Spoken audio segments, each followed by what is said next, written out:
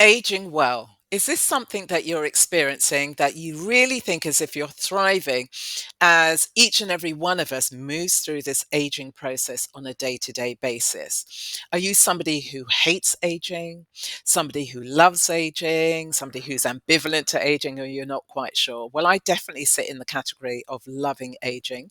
And one of the many reasons is because I connect with the guidance of my inner child. I allow her to roam free and play, and then I guide her with the sensitivities and the sensibilities of me being a 59-year-old.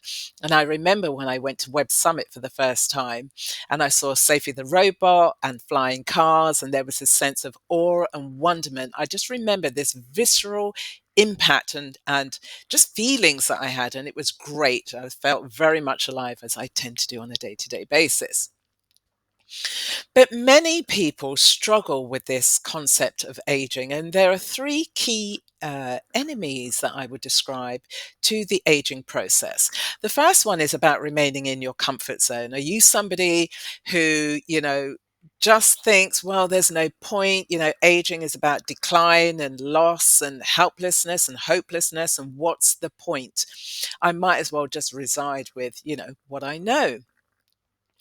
There's a neuroscientist called Dr. Daniel Levitin, and he talks about, the impact of aging on the brain. And one of the things that he says is that we need to be pumping our brains with new ideas and new information that allows us to expand and grow. And he sees the aging process very much as being one that is about renewal and engagement and energy and just new opportunities.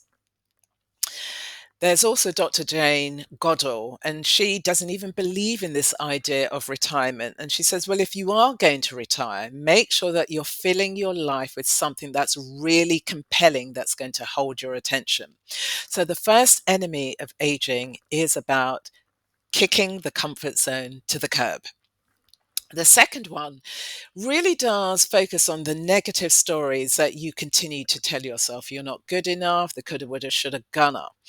One of the things that it really does point to is that you're not being in flow with where you naturally want to go. So pay attention to your desires. What is it that you really desire? And then just feel what's happening in your body and move in the direction that your body wants to go in.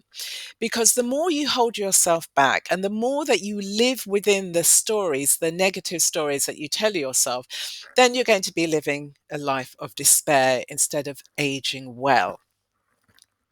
And then the third one is really about fear, being afraid. If we think of fear as one side of the coin, the other side is courage.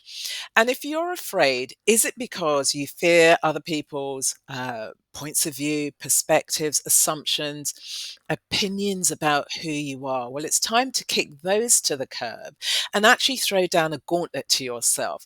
Throw up a challenge, take on something you've never ever done before, that takes you outside of your comfort zone, that ignores the negative voices, and you throw down the gauntlet.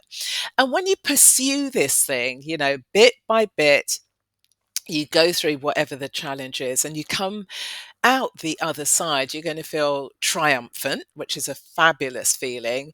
You can look back at that fearful part of you, or it's now diminished, and you're now living with a sense of courage and being courageous. And they are the three ways forward that take you away from the comfort zone, the stories, and fear. So I'd love to know, what is your relationship with aging?